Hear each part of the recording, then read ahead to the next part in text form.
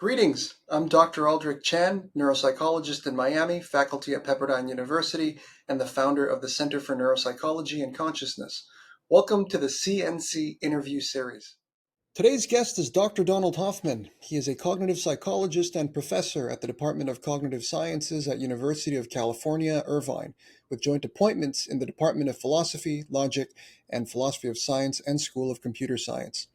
He is well known for his TED Talk entitled Do We See Reality as It Is? And is the author of the book The Case Against Reality, How Evolution Hid the Truth from Our Eyes, where he lays out his popular interface theory of perception alongside theory of consciousness, bridging together modern-day physics, math, and psychology.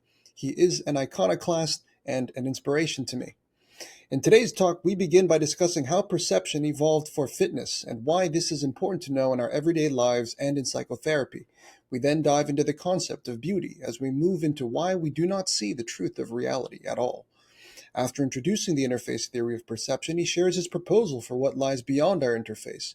He follows by sharing why space-time is doomed and provides his thesis of conscious agents, alongside providing examples of how his group's work has been successful in predicting certain ideas in physics. We talk about how his work may impact one's life philosophy, how it may impact psychotherapy, and touch on other special topics like meditation, free will, life after death, and ideals. And we end with another series of rapid-fire questions to gain a deeper connection with who Don is as a person. Feel free to skip around should you find any of these topics of interest to you. Hi, Don. How are you? Great. How about you, Aldrich? Good. Thanks for asking. All right, so I was thinking a good place for us to start would be with perception.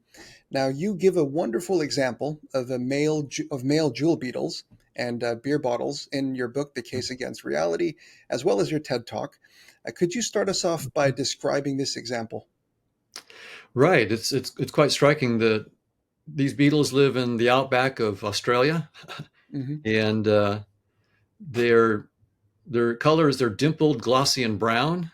The females are flightless. The males fly, and they looking around, of course, for females. And if they find an eligible female, a male will alight and mate.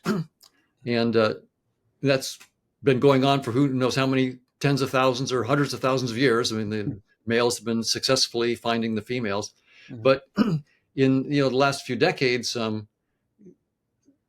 the Australian males, human males, also go into the outback and often drink beer, and they had these bottles that are called stubbies in Australia that are dimpled and glossy and apparently just the right shade of brown to grab the fancy of the jewel beetle males. And what happened was that the male jewel beetles were found flocking all over these bottles trying to mate. And there was actually concern about the species survival because of this. And what's remarkable is, the jewel beetle males had for who knows how long successfully found females. So you would think that they know what a real female is, and apparently not. Apparently they had some kind of simple trick for finding what a female was. A female was anything dimpled, glossy, and brown, and apparently the bigger the better, because these bottles were much bigger than a real female, and they couldn't recover even if they were walking all over the bottle. Mm-hmm. They couldn't figure out that this was not a female. So it was really clear that their perceptual, it wasn't just a little glitch and then and we figured that out and they move on to the real. They're stuck. Their perceptual system is really wired in with some real shortcuts and heuristics Mm-hmm. that don't show them the truth about a female. That just say, hey, if it's dimpled, glossy, and brown, and the bigger the better, then try to mate with it. And that seems to be the algorithm that's wired into them. Mm-hmm. And so I talk about that simply to point out that there are cases in nature where we find organisms were not shaped to see, quote unquote, the truth. Mm-hmm. They were shaped to see, use little tricks and hacks to figure out what a mate was. Who was another beetle? Well, that's just a trick or hack that's sort of built into your visual system. It's not a deep bit of knowledge. And yeah, it's such a great example of how perception evolved for fitness. And it also leads us into some problems in today's society. I actually elaborate this idea in my own book, Reassembling Models of Reality. And, similar to these beetles, our brains didn't evolve to account for today's culture and technology. The difference is that we can update our memories and ideas to help discern what may be evolutionarily an outdated experience or a technological novelty that may not be of the greatest benefits to humans due to our evolutionary history. And I actually see this process of updating as one of the purposes of psychotherapy. An example might be that of substances, right? Substances can hijack our natural systems that evolved for reinforcing fitness. And Right. then it feels as if we are meeting a goal when really we're not. And maybe even closer to your beetle example is the use of pornography versus having a real relationship, right? Or I think you also in your book mentioned, robots and sex, right? Right. So I guess I'm wondering what are your thoughts on these ideas, and can you think of other examples in humans that might be analogous to this beetle metaphor? Well, yes. So humans are not any exception to this. We have our own heuristics that have been wired into us from an evolutionary point of view, and evolution makes it quite clear that sensory systems are wired to guide adaptive behavior. Mm, Period. That's the evolutionary, not to show you the truth. mhm, And there are selection pressures against seeing the truth in the sense that, and this is something that Steve Pinker has pointed out in a paper that he wrote in 2005. So how does the mind work? He points out that we there are many pressures for us not to see the truth or not to mhm, have true beliefs. Among them are sometimes it takes a long time or a lot of resources to actually compute the truth. And mhm, if it takes you 10 minutes to find the truth, when you need to respond within a second, that might not be a good idea. right. Um, so Pinker makes a lot of good cases of that. And what I did with my team was to ask, are there any are there no exceptions, right? What about everyday middle-sized objects like tables and chairs and so forth, which Pinker suggested in his paper we might still have vertical perceptions of those things, true perceptions of tables and chairs and forks and spoons and so Mhm, forth. And so that's the contribution that we made, was to point out that the evolutionary mathematics doesn't even allow for those to be the truth. I mean, the probability mhm, of those being the truth is zero. And so some examples um, in our evolutionary past, uh, getting sweet things was difficult, mhm, and so there were obvious fitness payoffs for having a strategy of, when you have sweet things, to since that's so rare, eat as much as you can, because that's an important source. But now when we have an abundance of food, mhm, that same algorithm is not a very effective algorithm. It leads to obesity and so forth. So mhm, another example is we have certain rules ourselves for finding attractiveness in other humans. Just like mhm, the beetles figure out, the males figure out what a female is and what's attractive. They have their little algorithms. So do we. And makeup. When women put on makeup, or men, but so there's both these days, but still primarily on women. Uh, yeah. when they put like red lipstick on the lips, they're making their lips a color that, in many cases, you never see in nature. So that was not something we ever saw in our evolutionary past. Right. But it still works up to a point, unless, of course, if you overdo it, then you look like a clown and it no longer works. But there is a what's called supernormal stimuli. This is from, again, evolutionary theory, where, because we're not programmed by evolution to see the truth, we have these heuristics that are telling us what we're seeing, and also whether, we have heuristics for determining how healthy a person is, how likely they would be to um, successfully have bear kids, for example. So the Mhm, reproductive fitness of the person. So mhm, we have all sorts of algorithms for figuring that out, and among them are the redness of lips. And with the right kind of lipstick, done enough, a little bit more than normal, but not so much that you're a clown, you can get in that sweet zone of being a supernormal stimulus, where the algorithms say, this is really good, that looks really, and same thing with eye makeup mhm, and so forth. We found in some papers, some work that I do with my graduate students, especially Darren Peshek, that the limbal ring, which is if you look at the colored part of the eye, the iris, Mm-hmm. if your iris is really dark, you can't see it. But if your iris is lighter, like a gray or a blue, then you can see there's in many cases a dark ring just where the white of the eye, the sclera, meets the iris. Mm-hmm. And we noted that was in general a little bit thicker and more pronounced the younger you are, and and so it seemed to be a cue of youth and health. Mm-hmm. And so we postulated that limbal rings are a sign that we use unconsciously to find out if someone is reproductively fit and therefore attractive. Right. And we also proposed that if you enhance the limbal ring a little bit, you might make people more attractive. And we tried that and it worked. So what we would take two pictures of a person's face, Mm-hmm. put them side by side. They're identical pictures, but in one, we would just enhance the limbal rings a little bit. And we would just ask people, look at these two faces. And, on each trial, we showed them a sequence of, maybe a few dozen faces, and just pick which one, right or left, is the more attractive. And people would look at it and go, this is crazy. They're the same face. Mm-hmm. How do I choose? And we say, yeah, just humorous. Just go with your gut. And well above chance, even though they had no idea what they were doing, they would pick the one with the limbal ring that was more pronounced. So we're not immune to this. We like the Beatles. We also have these unconscious processes that are evaluating features of the skin, the hair, the size of the eyes, the limbal rings, Mm-hmm. the color of the lips.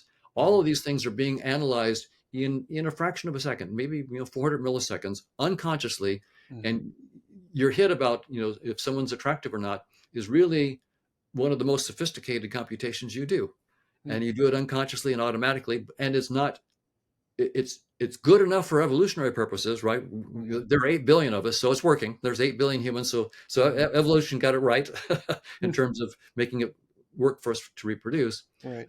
But they're not veridical. Mm-hmm. So I had a question about actually two questions. So just to clarify, beyond perception, we have metacognition, for example, right? The ability to think about thinking. And do you think that evolved for fitness reasons as well, but just incidentally, it also allows us to ask questions that may help us yield truth? Or is there a different story to that for you? Well, so from an evolutionary point of view, and I should preface this by saying, I think evolutionary theory is a beautiful theory, Right. and I use it heavily. I don't Mm-hmm. think it's the final word. I Mm-hmm. don't think any of our scientific theories are the final word. So I just like to tell you which theory I'm using, and, Mm-hmm. and I'm not saying that it's the theory of everything or the final truth, but Right. okay. So from evolutionary point of view, there are different strategies that you can use for surviving and reproducing. One extreme is represented by E. coli. Mm-hmm. They have no brains. They survive by swimming in one direction. And Mm-hmm. as long as the concentration gradient of some amino acid that they need is good, they keep going in that direction. And if Mm-hmm. as soon as that concentration gradient isn't so good, they choose a random new direction. They have a rotor at the end, and if they spin it one way, they go forward. If they spin it the other way, it sort of just randomly moves them around. They change orientation. Mm-hmm. So if they're not happy, they just randomly choose a new orientation and go. Okay. And the way their strategy is don't be too smart. Don't put a lot of time and energy and calories into thinking about things and planning. Have a very simple algorithm of if it's good, keep doing what you're doing. If not, do something random, and then reproduce like crazy. Mm-hmm. So that's they just have tons and tons of offspring, right? Where they divide. Now on the other extreme, there's humans, Mm-hmm. where um, we might have one, two, maybe a few kids, and not even dozens, just less than that. So we don't have very many kids, and we spend 20% of our energy on planning, on our brains. The brain is only maybe less than 3% of your body weight, but it's 20 plus percent of your energy and oxygen consumption. So Yeah. so we're the other extreme where we decide that Mhm. we're not going to do things as much at random. We're going to try to plan and so forth. So and then there are all sorts of strategies in between that are mixes of them, and both work. I mean, there are more E. coli on the planet than there are humans. So you could say, I mean, our strategy isn't the one that's the most successful in terms of just the numbers of organisms that are adopting it. Mhm. Okay. My next question refers to actually something you alluded to before, which is beauty. Um, if beauty can be simply reduced to fitness, why is it that many of us can find scenes without any fitness potential and call them beautiful? So, like if I, for example, were to view a picture of an abandoned, rundown building in a desert, why would I find that so beautiful if that could actually signal the opposite of something that would be related to fitness? That's a great question. So uh, when we're evaluating scenes, we can evaluate them again. This is from an evolutionary perspective with Mhm. respect to various kinds of goals. One could be, mating goals. Another could be foraging goals. Another could be security from enemies and so forth. Um, so, so there's not, I would say, just one evolutionary account of aesthetics. Mm. What we find beautiful made there may be several different modules about what we find beautiful. I mean, for example, finding um, a female face that has the right kind of makeup and so forth beautiful is a very, very different kind of thing than finding a scene beautiful, because that provides us with resources and protection and so forth. Mm. So I would say that I mean, it is an interesting question about, for example, an austere looking house that's run down and so forth. What evolutionary module would be tapping in? Are we tapping into that would have that kind of aesthetic? Mhm. Um, and I don't know, but offhand, I would say that there is something about Spartanness that also indicates um, less places for nasty things to hide. Mm. So, if we were living in caves, you don't want to, you would like a cave in which you can look around and make sure there aren't things in there that you don't want, spiders, leopards, whatever it might be. Mm. So if it's really crowded and so forth, you might find that a little bit more disconcerting. If there's all sorts of stuff, you can't really see what's going on there. Whereas if it's a pretty clean scene, but again, I'm giving a hint about the way, as an evolutionary theorist, you would try to go at your question. I'm Right. not saying that that's the right answer, but that's the kind of thinking that you would try to do. Okay. All right. So maybe beauty is something that might reach a little further out there in the distance. Now, most perception researchers would agree that we only sense a fraction of reality. But of course, you go one step further in arguing that we do not see reality whatsoever. Now, what comes to mind at this point is, of course, the fitness beats truth theorem. And I know that a major source of reaching this conclusion were the Monte Carlo simulations of evolutionary games and genetic algorithms. Could you now sort of define the theorem and elaborate on the details of the games and what they teach us? Right. Yeah, we started with the games. We published a paper in 2010 Hmm. in the Journal of Theoretical Biology on that. And at the time, we only had the evolutionary games. Now we have mathematical theorems. We did the games first to see if our intuitions were on track, right? And then once you realize, okay, the intuitions are on track, then you don't want to just have simulations. You need mathematical theorems. And Chetan Prakash, a collaborator of mine, has proven a couple theorems. And what the idea is that evolution shapes sensory systems, guide adaptive behavior. That's not controversial within the theory of evolution. The next question, though, is does does that mean that we're shaped to see the truth? Is that going to make us more fit or not? Right, right. And most people think, well, obviously, if you want to be more fit, you need to see the truth more clearly. I mean, that's just a no-brainer. Hmm. And it turns out, if you look at the jewel beetle example, there's a little counter example. The jewel beetle has no idea what a real female is. It can be completely, snookered by a beer bottle. So and that's one reason I use that example is, I mean, our intuition that of course seeing the truth is going to make you more fit. Well, in the case of the jewel beetle, hey, I don't really have to know what a female is, and that means I don't have to spend as many neurons computing what a female is, and I still 99.9% of the time get it right. It's only when someone throws out a beer bottle that I would need those extra neurons. So I'm not going to bother with those extra neurons. Hmm. So what we found was that when you look at the mathematics of evolutionary game theory, the theorem that comes out is that the probability that any sensory system Hmm. has ever been shaped by natural selection to see any aspect of objective reality truly is precisely zero. And the intuition is in evolution. But first, I should say, I mean, it's not small. It in the limit, it's zero, and that's just truly stunning.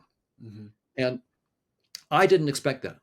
When I went into this, I just thought, we use tricks and hacks just because we're doing things cheaply and quickly. That was my intuition. I had no idea, and it blew me away when, as we jumped in and studied this, that evolutionary theory goes beyond that and says the fitness payoff functions.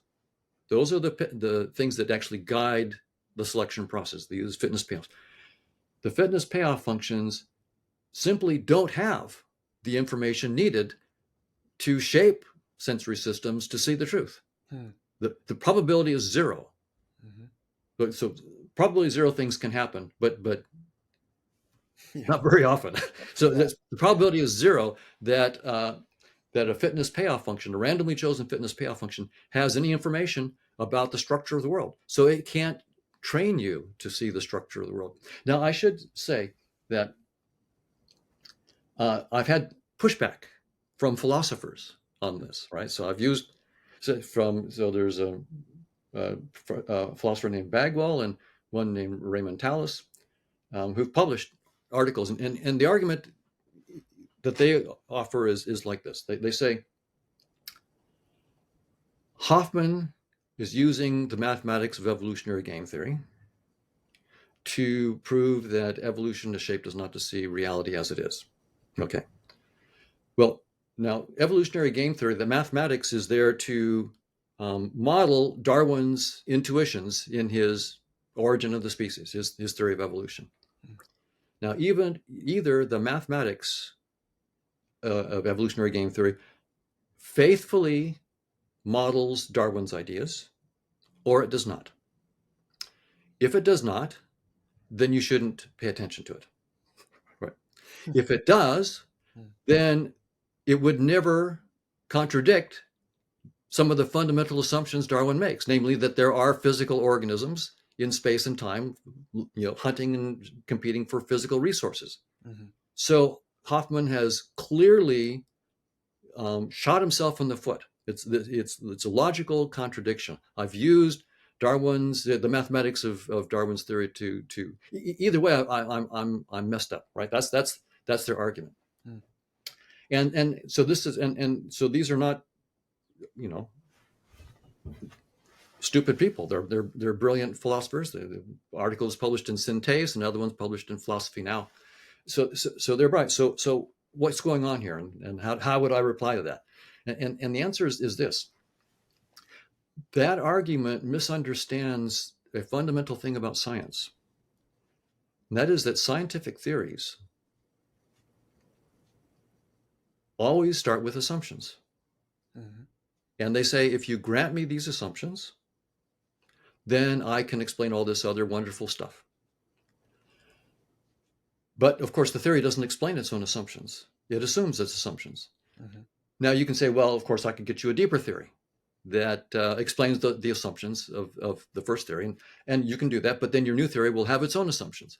And so what this means is there is no scientific theory of everything. Mhm. There can't be. And that means that every scientific theory has a certain scope and hard limits. It Mhm. cannot explain everything. So that's just a fact, an unavoidable fact about scientific theories. Every theory has a finite scope Mhm. and definite limits. Mhm. Now, a good theory, a mathematically precise good theory, will let you explore its scope. Mhm. A great theory will let you use the mathematics to find its limits. Mhm. So, Einstein, one of the greatest theories of space-time. The scope of his mathematics is amazing, right? GPS works because of Einstein's equations and so forth. But here's so it's a good theory, but Mhm. it's also a great theory because Einstein's own mathematics is part of the um, computation that we use to show that the very concept of space-time cannot be fundamental. Space-time itself, the thing that Einstein in his intuition was taking as fundamental, Mhm. his own mathematics tells us Right. that there's a limit to that concept. And the limit is 10 to the minus 33 centimeters, 10 to the minus 43 seconds, game over for space-time. Mhm. So here the mathematics is the mathematics that Einstein himself wrote down to Mhm. capture his own intuitions. Mhm. And his own mathematics tells him that the very concepts that he was modeling with his mathematics are proven by the mathematics to fall apart at what's called the Planck scale, 10 to the minus 33 centimeters, 10 to the minus. Now, that's not a boneheaded error on the part of Einstein. Mhm. To the contrary, that shows the genius of his theory. Every scientific theory has its limits. Mhm. The only question is, does the theory itself have the, the, the mathematical sophistication to actually reveal its limits? And so what I've done is I've shown that, of course, the concepts that Darwin had are limited concepts. Every theory has a limited scope. And what's remarkable is that evolutionary game theory is precise enough, it's deep enough to actually prove those limits. So it's a great theory. Mhm. So these arguments that I'm shooting myself in the foot don't work, and they fail for a really important reason. These philosophers are fundamentally misunderstanding the nature of scientific theories, and Mhm. they're fundamentally misunderstanding the way that science progresses. Mhm. What the way science progresses is we put down one limited theory after another, and each theory we explore its scope, Right. and then we try to find its limits because it will have its limits. And once we find the limits, then we say, okay, what creative leap can I take to find a new deeper theory Mhm. that's like deeper than space-time, for example? What's beyond Einstein's theory? Mhm. And I should mention that in the last 10 years, physicists have done that. Mhm. They're actually they realize, okay, Einstein's theory tells us that space-time cannot be fundamental. His own math shoots it in the foot and says, can't, space-time can't be fundamental. We knew it had to be non-fundamental. Mhm. And literally in the last 10 or 11 years, they've gone outside of space-time. They're finding new structures that then project down and give space-time as a special case of something far deeper. Mhm. That's the way science works. And it looks like shooting yourself in the foot logically, but it's not. It's the only way that science can progress. The step beyond your current theory is a leap of creativity, Mhm. right? To find these structures beyond space-time, you just have to think new. You have to think out of the box. But what Einstein's theory then does is you have to project back into space-time because that's where we can make experimental tests. Right. So you have to project back into space-time. So Einstein can tell you if you're wrong.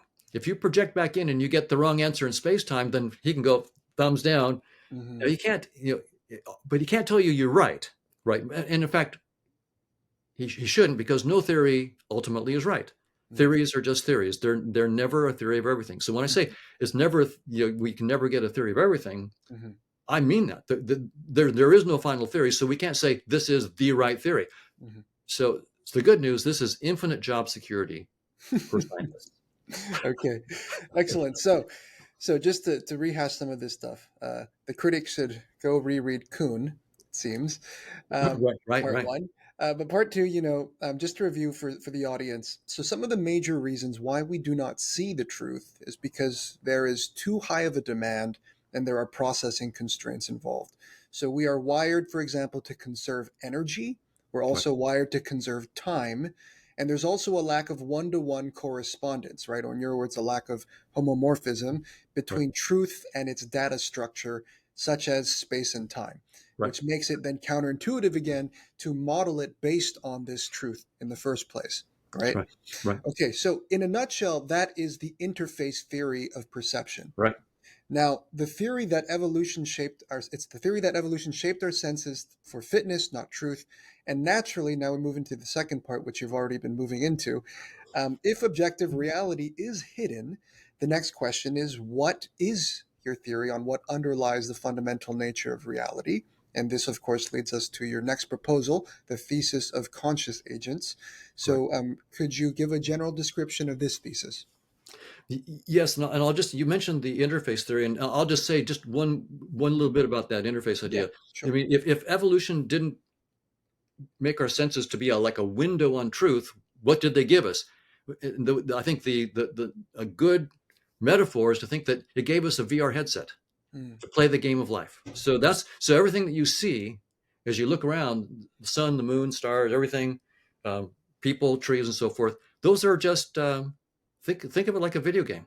mhm, You've got a user interface or a VR headset to play the game of life.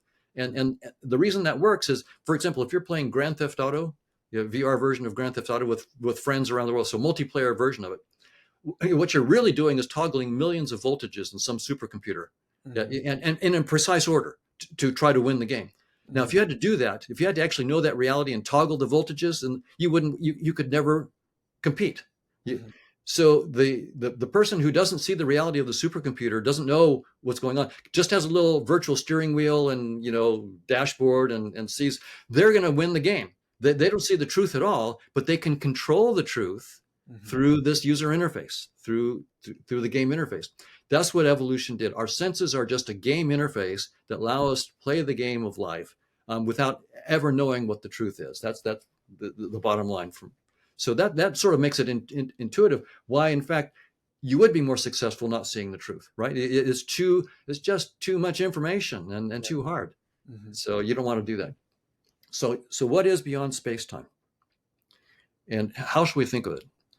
Now, first, a lot of people find the question almost inconceivable because space time is the final reality. I mean, what could you possibly mean? Space time is, but what I'm saying is our best science, Einstein's theory of space time, tells us that's not the case. mhm, I mean, we have to let go of that, like we let go of flat Earth.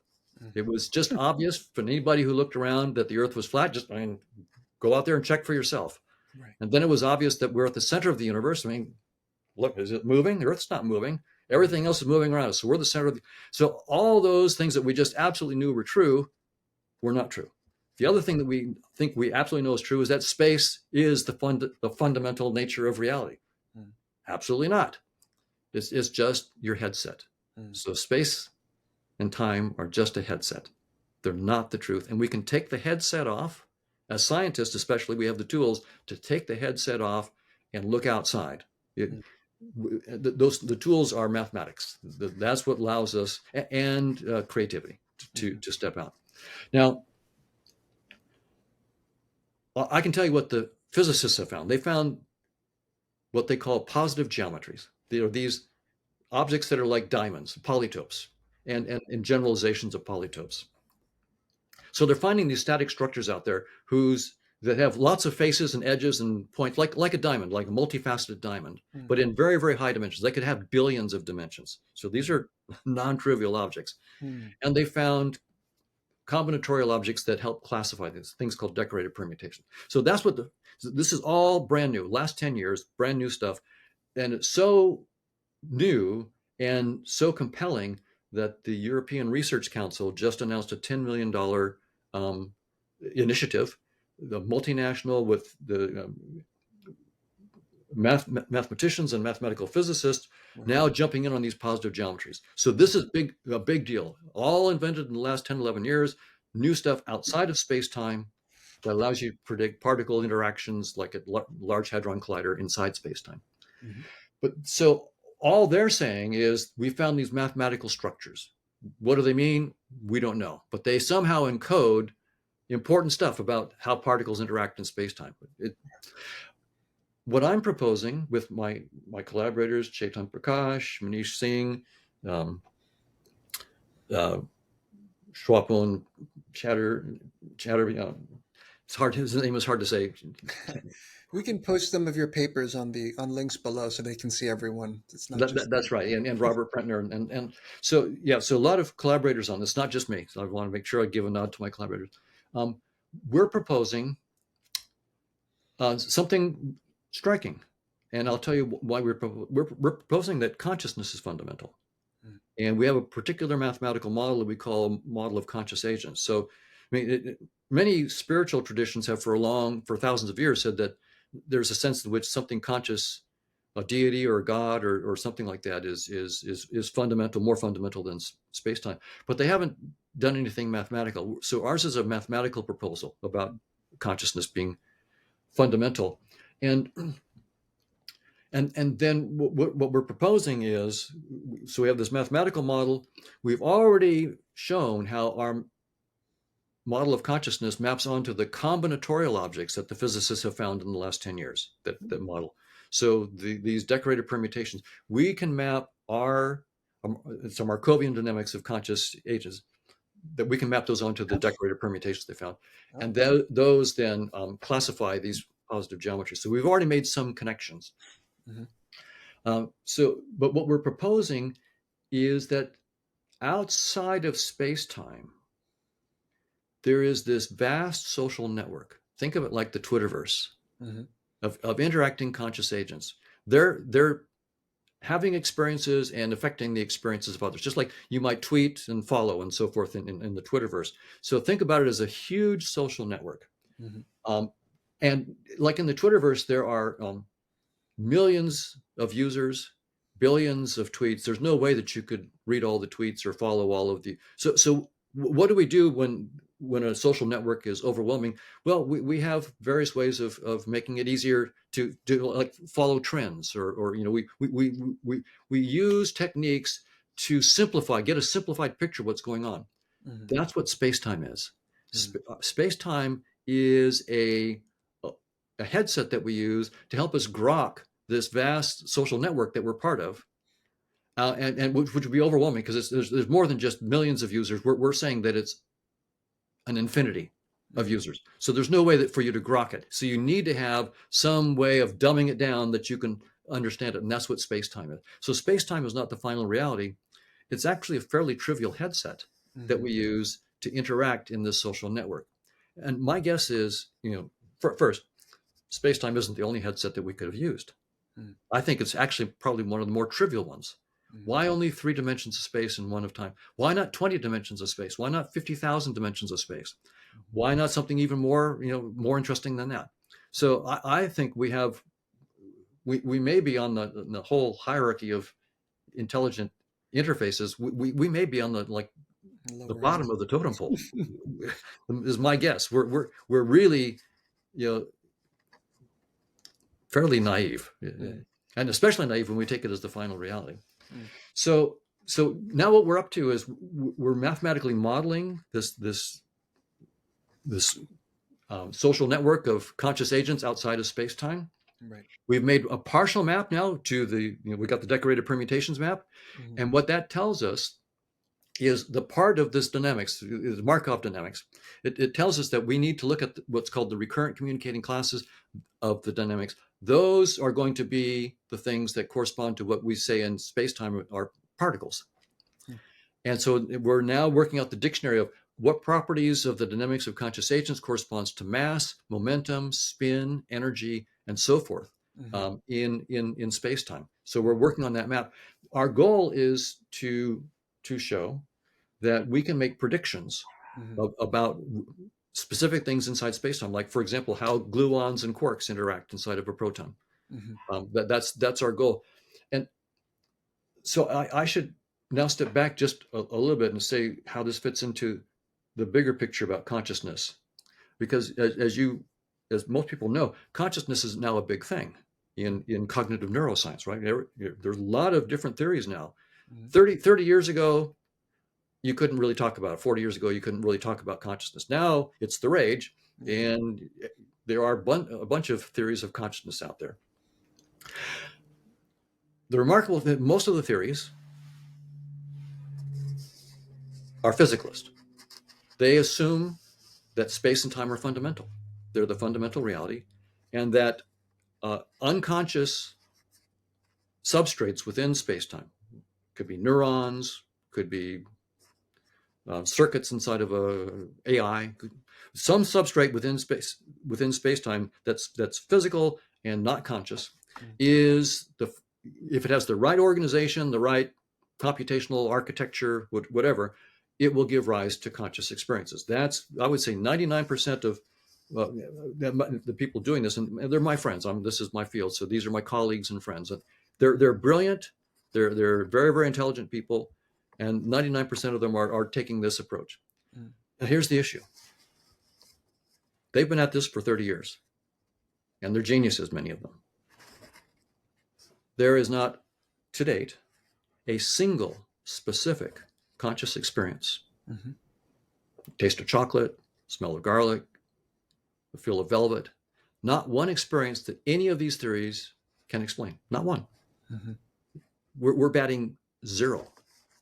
And I'm going to there's a conference in Tucson in 3 or 4 weeks Hmm. on consciousness, and I'll be giving a talk there Mm. to the conference, and I'll Wonderful. get up on stage and say exactly that. Hmm. There are, to all my brilliant friends, do you have a single specific conscious experience that your integrated information theory, global neuronal workspace theory, orchestrated collapse of neuronal microtubules theory, higher order theory, hot theories, and so forth, all these theories?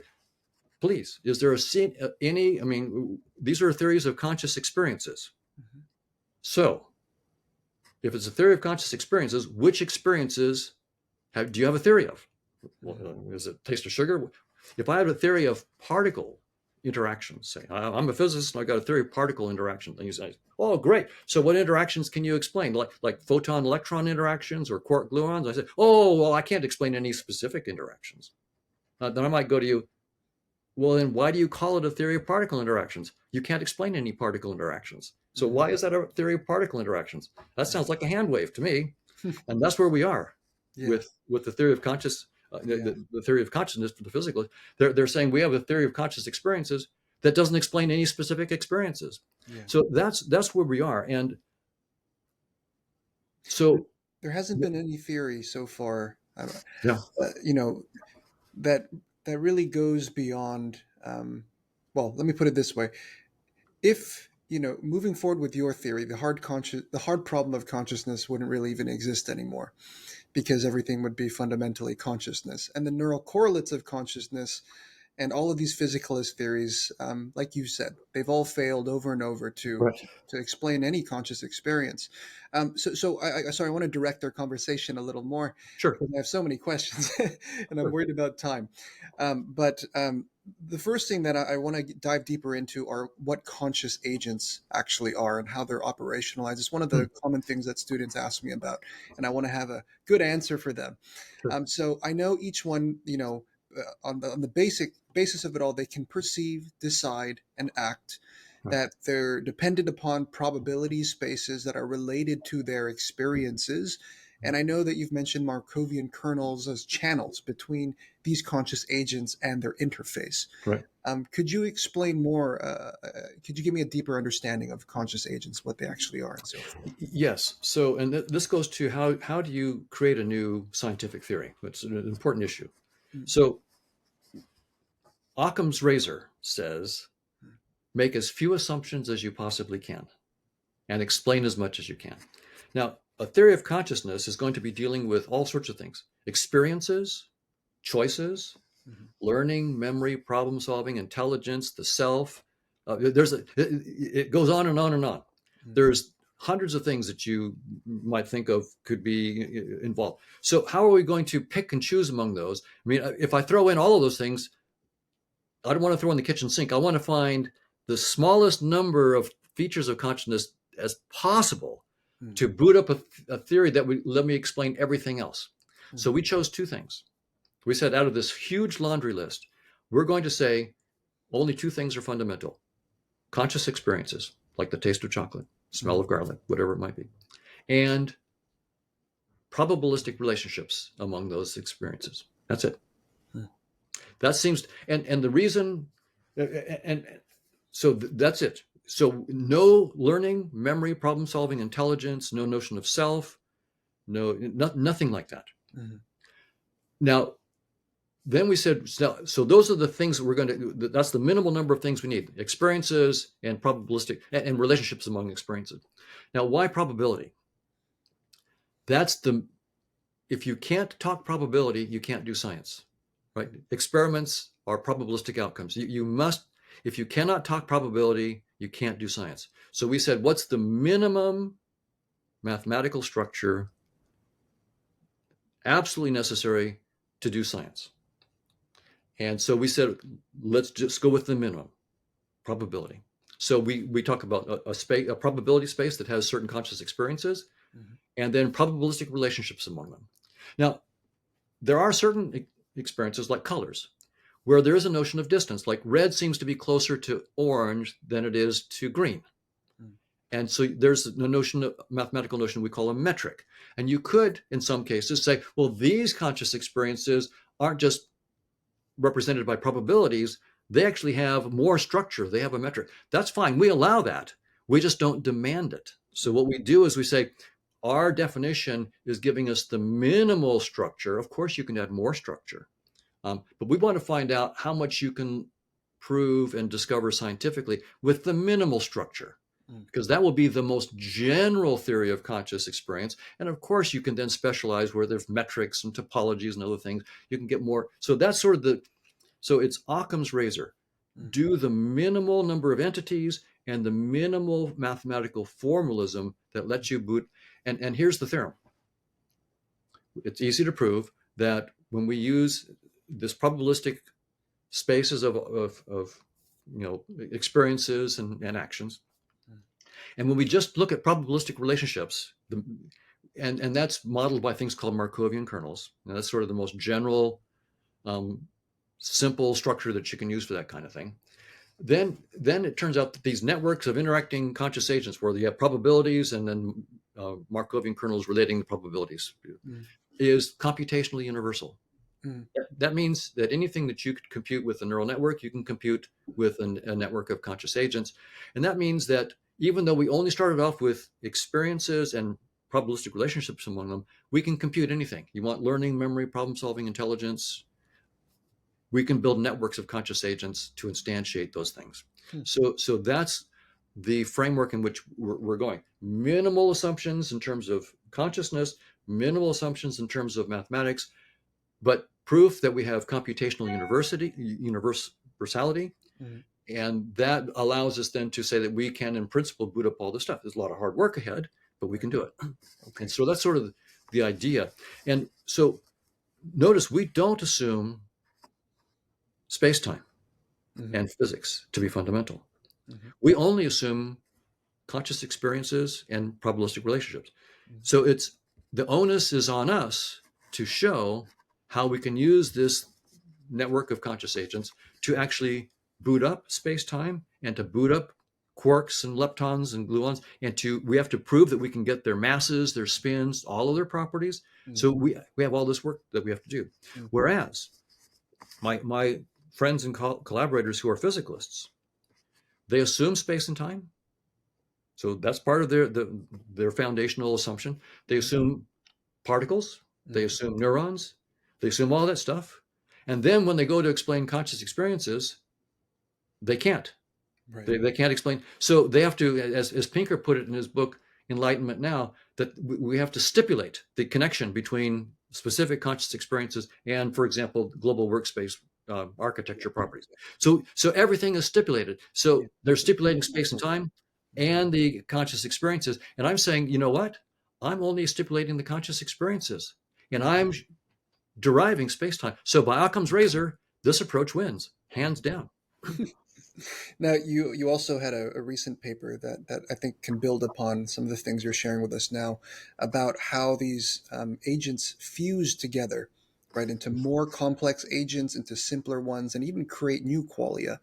Is there anything that you wanted to perhaps elaborate there? Yes, this has been one of the interesting problems in the theory of consciousness recently, is what they sometimes called the combination problem. Hmm. How do you combine conscious experiences, and how do you combine perceiving selves that have those conscious experiences? Right. So, and and some philosophers have argued that it's incoherent to even think about. Maybe you could try to combine experiences, but not combining selves. Hmm. And so, in our paper "Fusions of Consciousness," which came out last year, we showed that with this Markovian mathematics, the nice thing about having a mathematical scientific theory as opposed to just doing philosophy is that the mathematics can actually teach you, even though you're the one that wrote down the mathematics becomes your teacher. Hmm. So we've had this mathematics for several years, and it just occurred to us after we were sort of dense, we didn't get it, but the mathematics came back and told us, hey, look, here's how uh, using the properties of Markov chains and their long-term behaviors and so forth, you actually get um, an evolution in which these Markovian kernels drop rank. That's a technical thing, but they drop rank. And when they drop rank, we realize, oh, when they drop rank, that's a fusion. That's the mathematics telling us something that was maybe had 4 agents has dropped rank to 3 or 2 or 1. That's a fusion of agents and of qualia. And Hmm. so we realized that our mathematics was smarter than we were, and it was telling us that.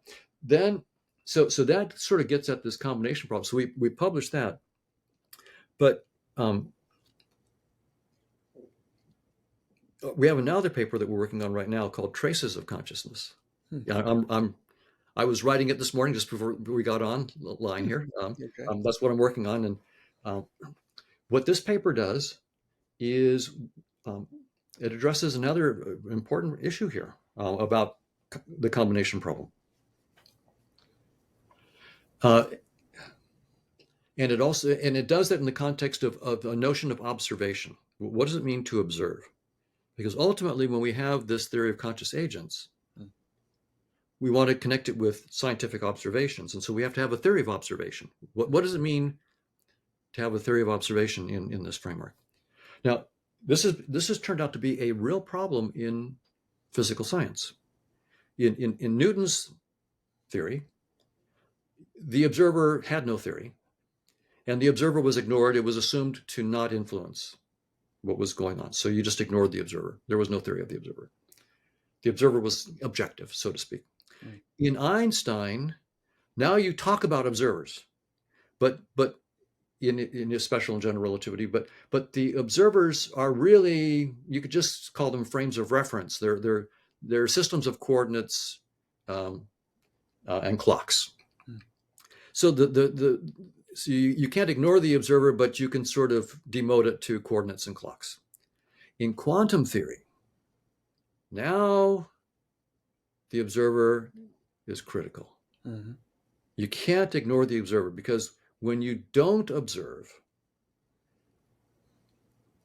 quantum systems evolve according to the Schrodinger equation, which is linear.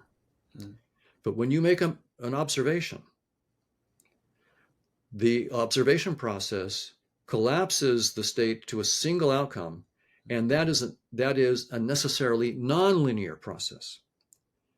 And that means that in quantum theory, you cannot build a model of the observer from the standard linear parts of quantum theory. We can't do it. Hmm. Just not possible. People say, well, we can do it with decoherence. No, you can't. Decoherence takes you to what's called a mixed state, but not to a single outcome. Can't do it. Uh, so,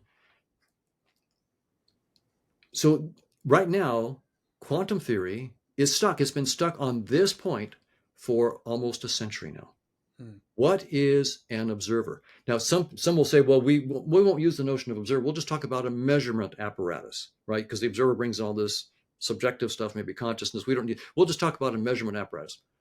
Does nothing for you. The measurement apparatus still has to instantiate this nonlinearity in the measurement outcome. Doesn't so it does. Changing observer for measurement apparatus does absolutely nothing to resolve this problem.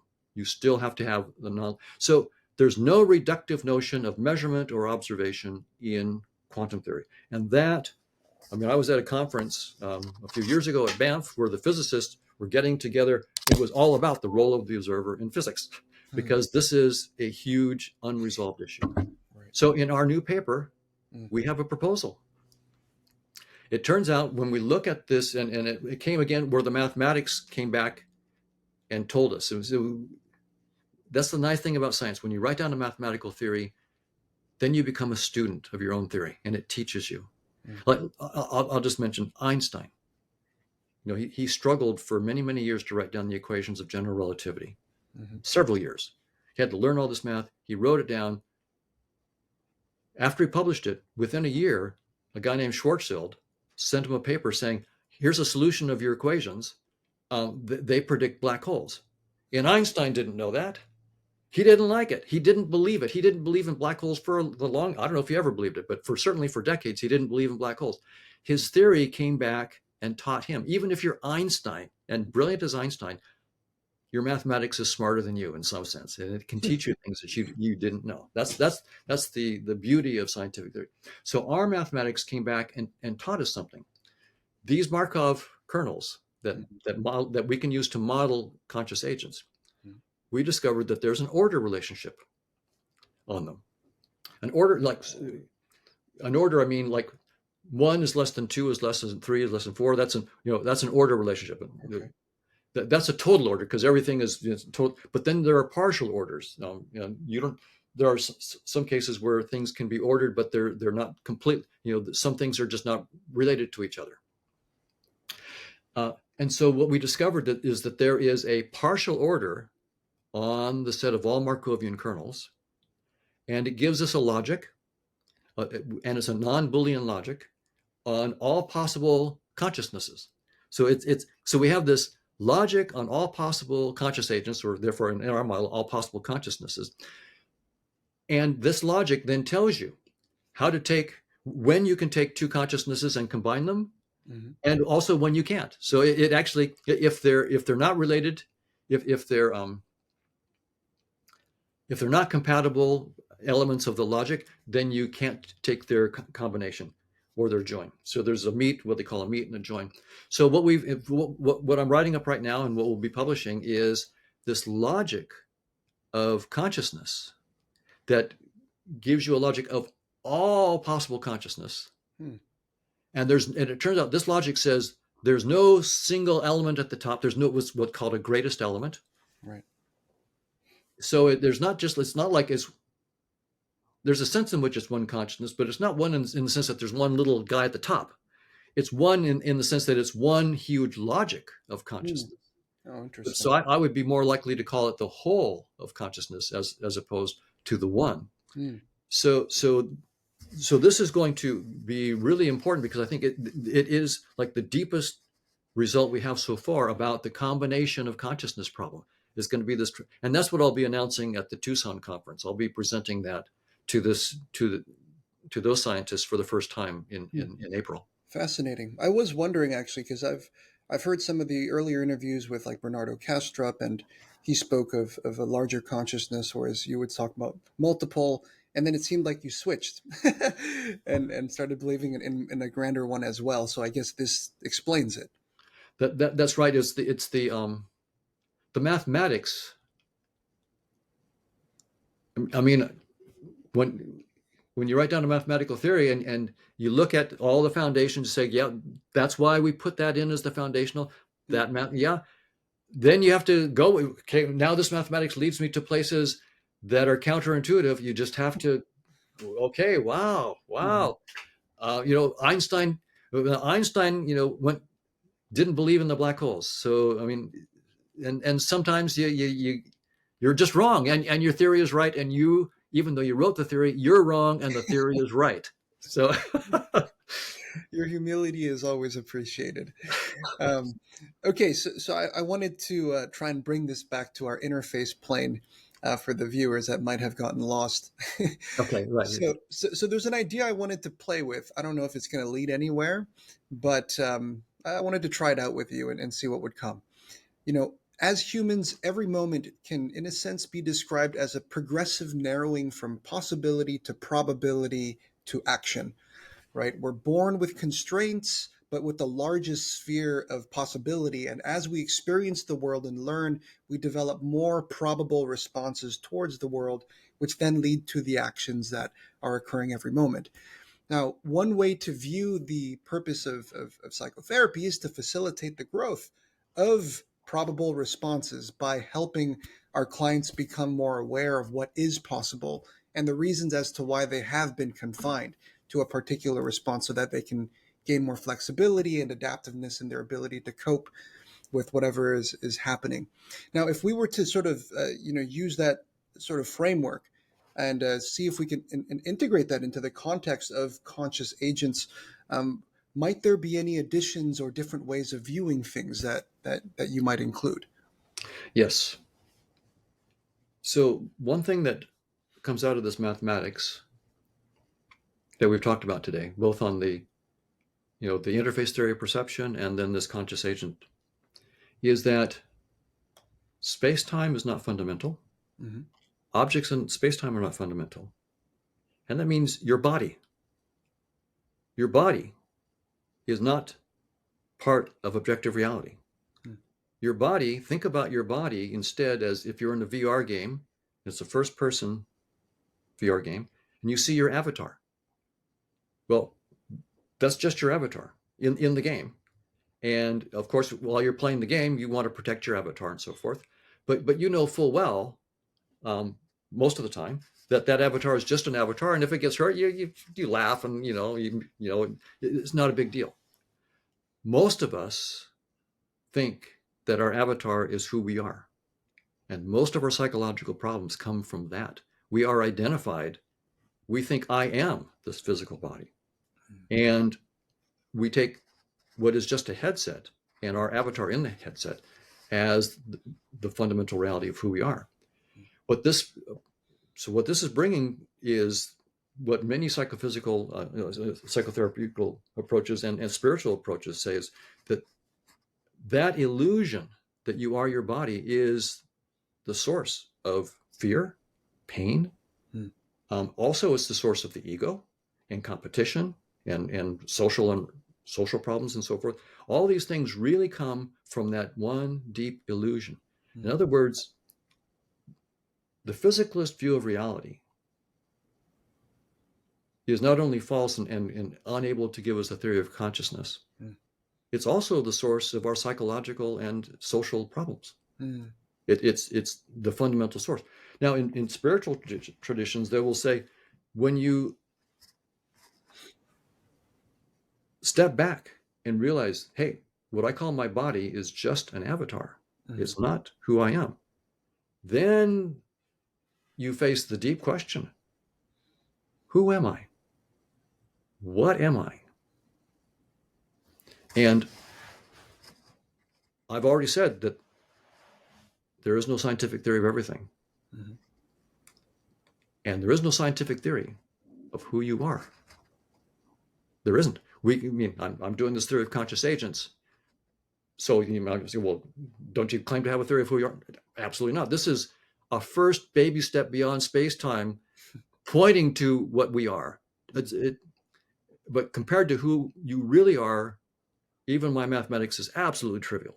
Absolutely trivial. And any scientific theory will be true. Who you are is not an object in space-time. And so that's why there are many meditative traditions that say, if you want to find out who you are, and if you want to get past fear and anxiety, ego, and all the chaos that causes, you have to let go of all concepts of who you are and just, you are who you are. So be who you are in silence and just be with who you are and find out firsthand who you are. So when one and I'm also an avid meditator. I know you are as well. I've heard some of the other interviews. Do you then would you then suggest that when you are meditating and you've reached a space of clarity, of serenity, that it's actually a way for us to return to the world of conscious agents? And would that help explain those experiences of oneness or enlightenment or however people want to describe them?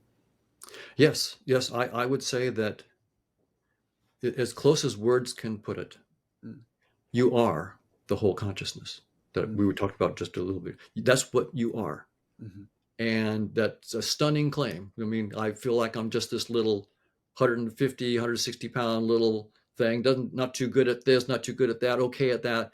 What do you mean I'm the infinite intelligence that made the whole thing? That's what I'm saying. You are the infinite intelligence that made the whole thing, and you have chosen to look at yourself through a little peephole that you call your body.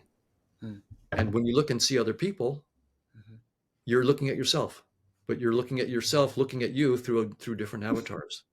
So like in Christianity, um, Jesus said, love your neighbor as yourself. mm, Well, the reason is because your neighbor is yourself looking at you through a different avatar. So it's literally, from this point of view, literally true that mm. what you do to your neighbor, you're doing to yourself because that's just you looking at yourself through a different avatar. Right. So this is a completely so the meditation process helps you to break away from identifying with the avatar. And the difference is this: suppose you're playing like a shoot 'em up video game. Mm, VR, you got your VR headset on, shoot 'em up. It's really nasty, and if you know that your avatar is just an avatar, you can relax and enjoy the game, mm, no problem. If you're identified with your avatar, anything that happens to your avatar is happening to you, mm, that's a different thing. You're going to sweat, you're going to get upset, you're going to be all anxious, you're going to need some psychotherapy. That's our problem. mm. We've identified with the avatar, and that's why we have psychotherapists, is because everybody has identified with the avatar. It's that simple. Right. And if you let go of your identification with the avatar, then you find out who you really are, and you don't need psychotherapy anymore. Mm. So basically, if you're successful, then I'll be out of a job. Well, ultimately, but I think there's a deeper question here, which is why would the whole consciousness, this infinite intelligence, Mm, choose to do what I'm saying, which yeah. is to plunge itself into an avatar, but not only look at itself through an avatar, let itself get completely lost Mm, in the avatar to identify. Why would it do that? mhm. So that's a really deep question, and of course the ultimate answer is I don't know, but I can speculate. Right. My guess is there are theorems that say that no system Mhm, can ever fully know itself. mm, If I, for example, a computer system, and I want it to model itself, well, as it builds a model of itself, it changes because now it has a model. yeah. So now you're going to have to model the computer with a model of itself. And you can see this goes on forever. So you can never fully model yourself. So, how does the one infinite consciousness know itself? Well, there's one way to just know without any concepts, just to be yourself. But then there's other ways of looking at yourself from different perspectives. Mhm, Let me look at this projection of myself.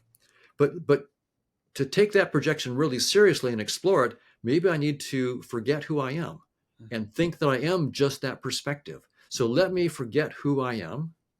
Let me go in with both feet and really look at myself from that perspective mm, for 80 years mhm. and rub myself in my nose in it. And I will, and it's a beautiful world. It's amazing what we see, Yeah. and yet it's trivial compared to the depth of who I am. Mm, So what you've learned is, as beautiful as this, all this, the billions of galaxies, the depths of space, the beautiful, butterflies and plants, all the stuff that it's truly, truly stunning, overwhelming. And then what you learn is, oh, I did all that, and that's actually fairly trivial compared to what I can do. And in that, I've learned something deep about myself. Hmm. So that's my guess about why we go through this and why we need psychotherapists and why we probably always will. So there's job security for you here. Here's an interesting thought. You might jump to the conclusion, right, that the purpose of our interface is for the interactions between conscious agents. But could we also say that the purpose of conscious agents is for the development of this interface? Could it be said that the interface itself, our world, enables this grander consciousness, meaningful experiences, growth, the expression of creativity, of knowing more about itself? So, just curious to know what your thoughts are when I sort of invert that. Yeah, I think that's I think also fair to invert it and to say what we're experiencing here in space and time on Earth is, in fact, the whole consciousness understanding at least a little aspect of itself. Hmm. Hmm. As long as we don't mistake that for the whole picture. My guess is that there are literally an infinity of other such worlds, Yeah. and most of them probably much more complicated than this. This is probably one of the more trivial Mm. headsets that, so you think of it this way, is the whole consciousness is trying on all these different headsets to look at itself from different, and there's an infinity of headsets, and Mhm. this is probably, at bottom of the barrel. We're probably using the bottom of the barrel headset right now. Right, right. Yeah. I wonder what if we continue this stream of thought, just the idea of, we love watching movies, right? But movies are also a reduction of three dimensions, right? I know we have 3D glasses and so forth, but nonetheless, it's not real life, quote unquote. Yet sometimes we get more pulled into a movie than we do living our actual lives.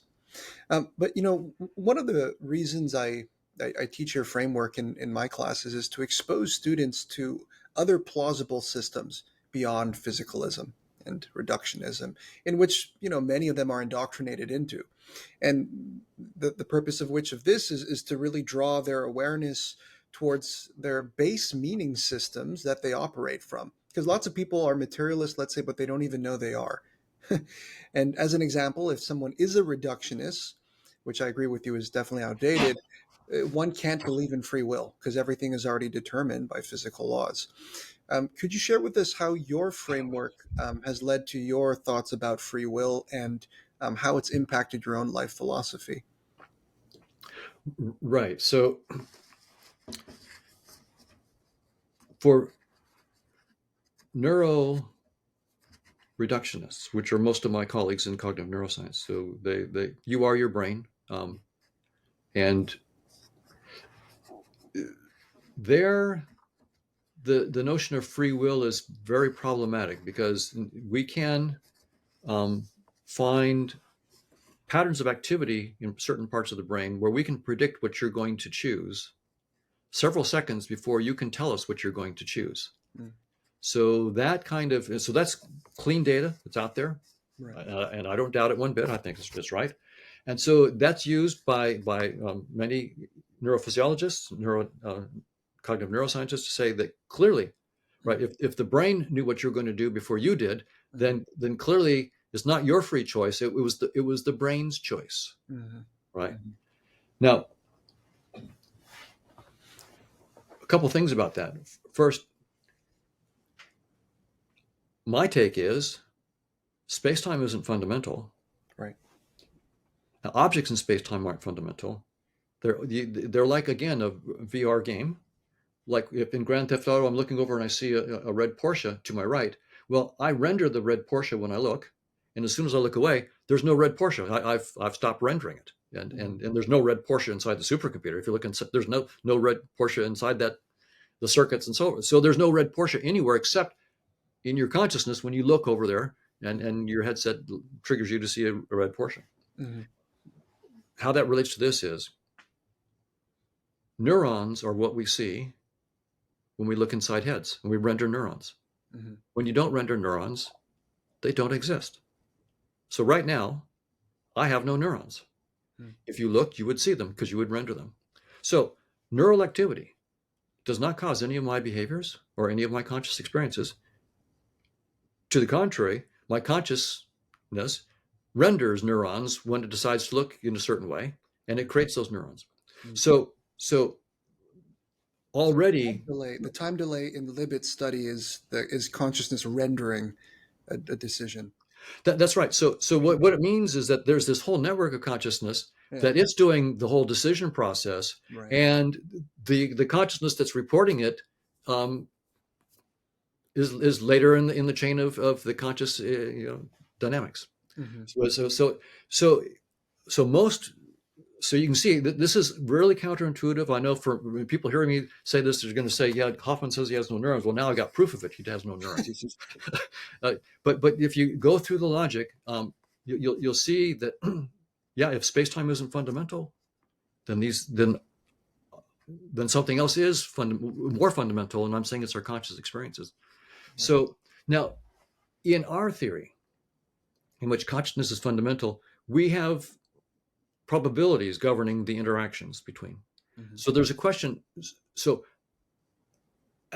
I don't have to interpret those probabilities. I can just say, look, that's the mathematics, and there's the probabilities there. But it is tempting to ask, how shall I think about those probabilities? Shall I think of them as free will choices? Mm. The other option would be, no, those probabilities are what we would call objective chance, right? So those are two like very, very different notions of what probabilities mean. Mm. Now, and I should say this: when you have a probability measure in a scientific theory, the probability is saying this is where explanation stops. I can't go any deeper here. All I can do now is say no theory, but here are the probabilities, Mm. right? So whenever you see a probability in a theory, you should know that there be miracles. Mm. That's where theory explanation stops, and the miracles that transcend this particular theory begin, Mm. right? So so the question is, shall I call that miracle objective chance or free will? Mm. And objective chance, I think, doesn't work because I think probabilities are fundamentally subjective degrees of belief. Mm. When you try to actually cash out um, a theory of probability in which you take probabilities as objective things as opposed to subjective degrees of belief, Mhm. you run into all sorts of problems. So I think that the notion of and there are wonderful papers by Chris Fuchs on quantum Bayesianism, which go into this and it's applied to quantum mechanics and probabilities in quantum mechanics. So I think Chris is on. I think he's right. So the subjective approach to probability is correct. I think is De Finetti, um, and that leaves um, the notion of free will. Now, I that's just a word. It's just a phrase. Let me say what I think are the limits and the scope of it. Okay. Free will. We typically think of that in a space-time framework. If this happens, then after that, I might choose to do this. So I'm thinking about if then in space and time. Mm. So the notion of free will typically involves the notion of time and then choice in time. Mm. Now, in the theory of conscious agents outside of space-time, Mhm. there is a dynamics, but it need not have an arrow of time. It turns out we can write down a Markovian dynamics in which the entropy is constant at each step of the dynamics. So there's no entropic arrow of time. But it's a theorem that if you project that dynamics, like into a headset, like we're talking about space-time, if you project it where you're losing information, then it's a theorem that the projected dynamics will have increasing entropy. Mm. So it will have an arrow of time. Now, notice that arrow of time is not an insight into the fundamental dynamics. It's entirely an artifact of the loss of information in the projection. Mm. Now, in evolutionary theory, and this is to tie everything together, what is the fundamental limited resource in evolutionary theory? It's Time. time. Mm. If you don't mate in time, you don't reproduce. If you don't eat in time, you die. If you don't breathe in time, you die. So time is the fundamental limited resource. And what I'm saying is time, as we perceive it in space and time, Mm.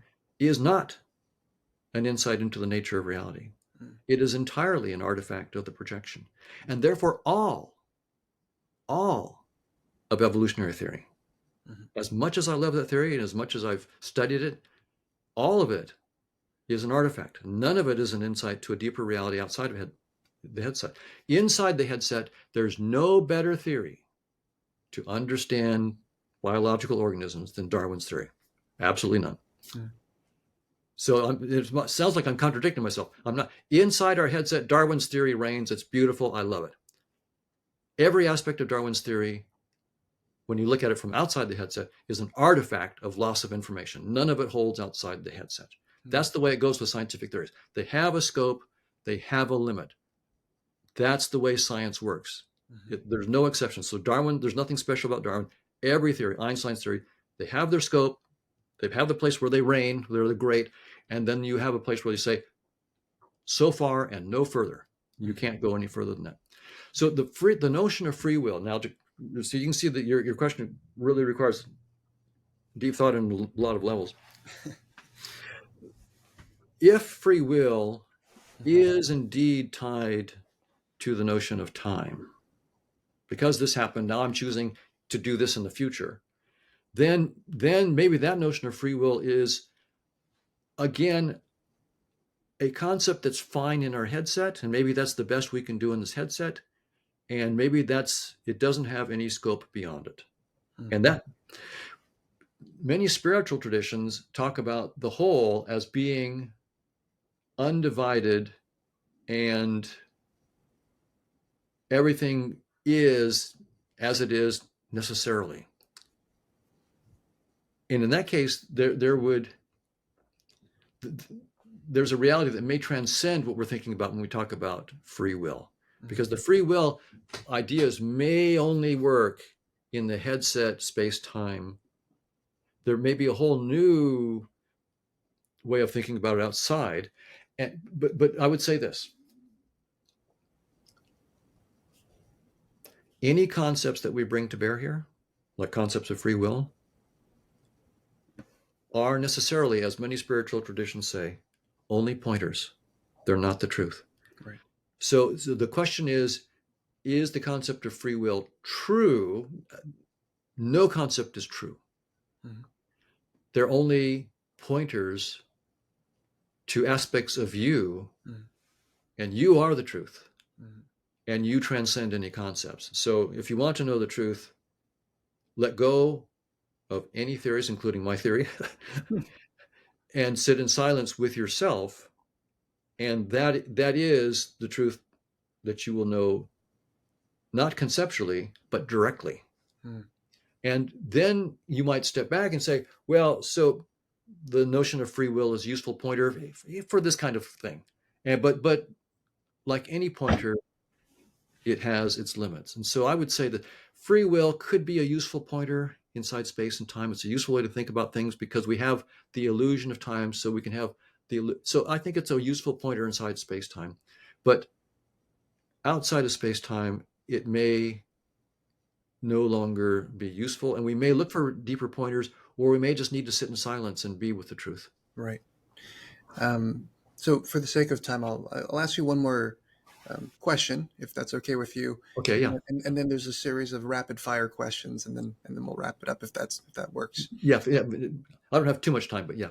Okay. So let me ask you this really quickly then. One of the things that comes to my mind about that never made sense to me with reductionist ideologies is just the idea of how it's possible for us to sacrifice ourselves for an ideal, right? Like we can go against our most basic instincts, like when we fast for spiritual reasons or sacrifice ourselves in service of our country or override our drive for life through someone who, well, ultimately suicides. Um, with enough contemplation on these ideas, it does lead me towards the possibility for an ideal to be more real or fundamental than matter. Does that fit into your framework? Well, yes. From an evolutionary point of view,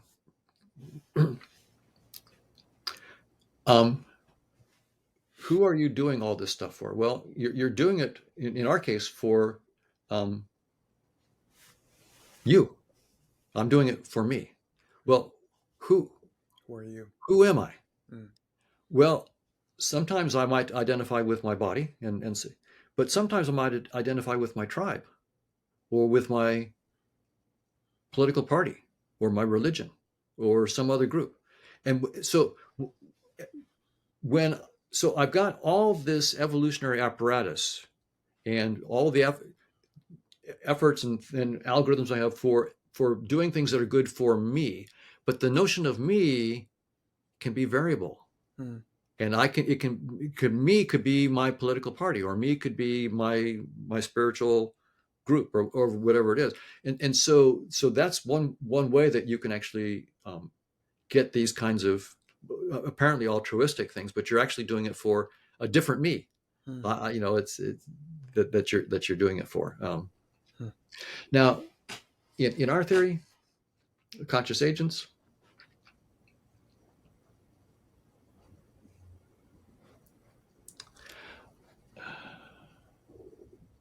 I would have to say that they're the evolutionary argument that I just gave is probably going to also be what I would get when I took the theory of conscious agents, projected it into this particular headset, and looked at it through that. I would get the same kind of evolutionary argument. So Mm. in other words, that story would come. The story I just gave you, the evolutionary story, comes from the theory of conscious agents when it projects into a particular headset, Mm.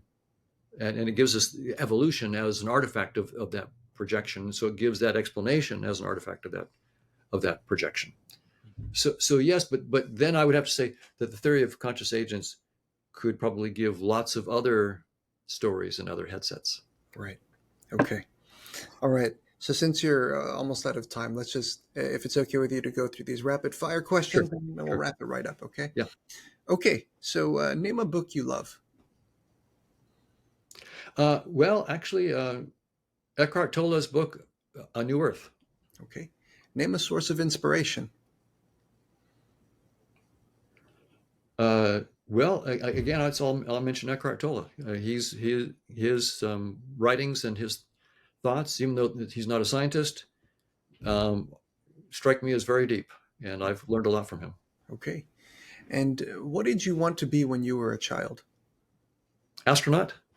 I remember wanting to be in. I watched a lot of the early missions. My father, for a while, was an engineer working on some of the General Dynamics, I think, on some of the stuff. So we Hmm. always watched the launches, and I Cool. aspired to be an astronaut. And when I was 13, I was delighted to see, or 13 or 14, to see the landing on the moon.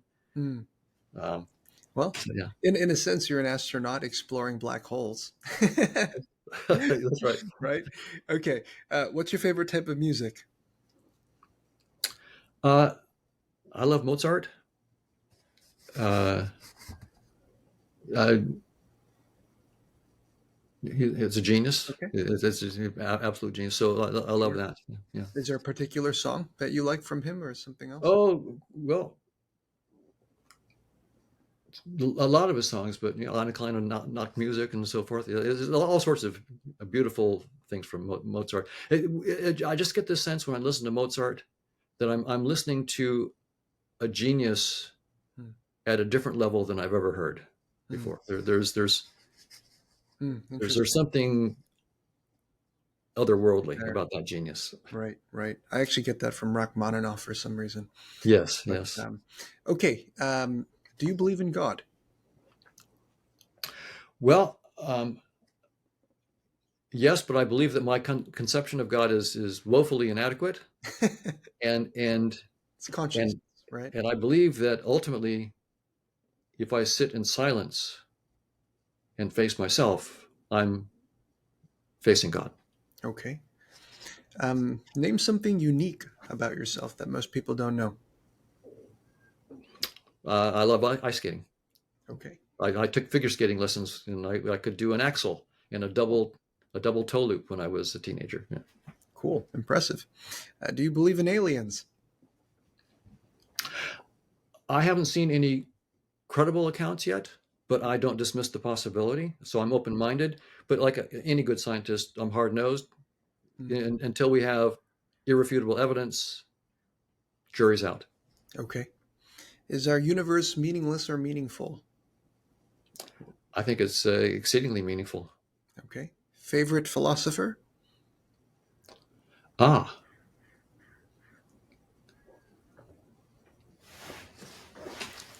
hmm.